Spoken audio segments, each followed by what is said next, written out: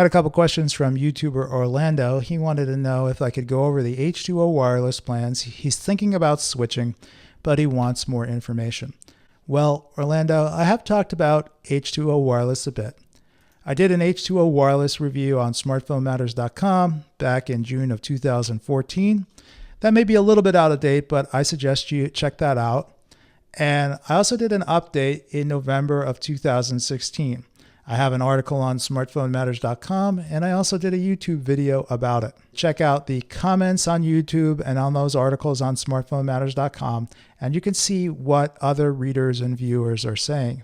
I did notice scanning through the comments here, there were a few people that had some negative things to say about H2O wireless, so you might want to take those into consideration. All right, now it has been 6 months or over 6 months since I looked at the H2O wireless plans. Things are changing pretty fast in prepaid wireless these days, so let's take a look at the plans. I'm going to start by saying H2O Wireless is a prepaid wireless company. They use the AT&T network. So if the AT&T network works for you, great. If it doesn't work in your area, H2O Wireless is not for you. Now let's take a look at the plans. They have unlimited talk and text plans.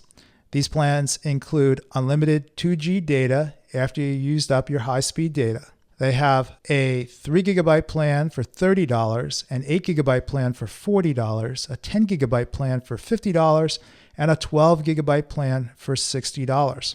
Now it looks like they also have a 10% auto recharge discount. So that brings the prices of these plans down to $27, $36, $45, and $54. Now, I have to say that these prices look really nice to me. I like the AT&T network, and I would love to be on a plan that came with unlimited talk and text and 3 gigabytes of 4G LTE data for $27 a month. That's a really good deal. It looks like they're highlighting here that they have international talk to 50 plus countries, and they support international text on some of these plans. Now, if you're interested in international talk, you need to look into the details to see what countries can you call? Can you call landlines? Can you call mobile numbers?